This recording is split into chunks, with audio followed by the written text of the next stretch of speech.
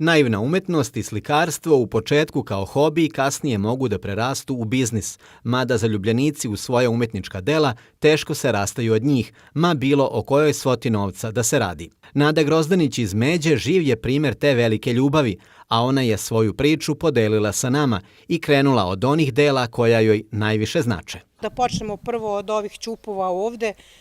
Vidite sad ovaj ćup ovde što je slomljen.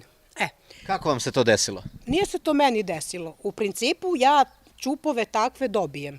Znači, meni je izazov kada dobijem takve ćupove polupane da ih ja sklopim, da ih zalepim, da ih zakrpim i onda ih ofarbam i napravim neku sliku, tako.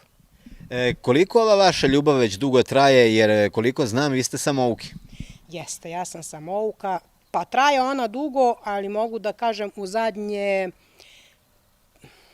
Prvo sam se bavila dekupažom, to ima sigurno već 10 godina. A samo slikanje sam počela kako je počela korona.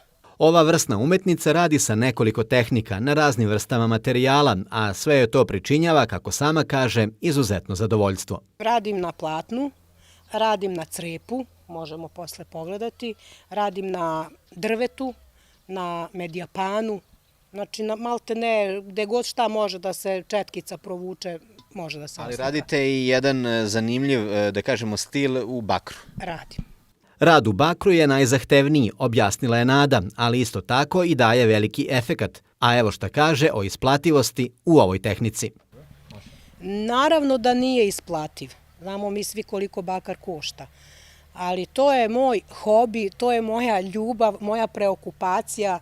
To je nešto ja kad uzmem da radim, verujte mi, to toliko mene smiruje da sve brige odu s ovog sveta, kao da sam najsretniji čovek na svetu. Nada Grozdanić bila je učesnik i jednog beogradskog sajma. To je bila manifestacija, ko se lepo nosi, taj se i ponosi. To su bile žene iz Srema, Banata i Bačke. Znači, sa svojim izlagani su radovi ko se čime bavi. Ja sam konkretno nosila ove moje oslikane tikve. Bile su primećene, slikali su ih, dolazili su da ih slikaju, čak su me i pitali da li su za prodaju da kupe, ali nisam ih htela prodavati. O većim planovima za neku skoriju budućnost i prodaji ovih umetničkih dela Nada je kratko rekla. Ja nešto se jako teško rastajem od toga, znate. A i da, moji me drugari i prijatelji nagovaraju da ovoga leta kad bude naša crkvena slava napravim jednu samostalnu izložbu.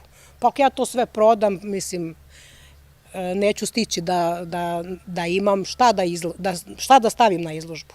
Osim slikarstva, Nada se bavi i voćarstvom, za šta je od opštine Žitište već nekoliko puta dobijala i subvencije. Imamo šljive, rane kao konzumne što idu, imamo šljive Stanley koja je za sušenje i imamo kajsije. Sad smo ove godine stavili nešto breskvi i lešnika. Kada pričamo upravo o toj proizvodnji, koliko je to vam isplativo?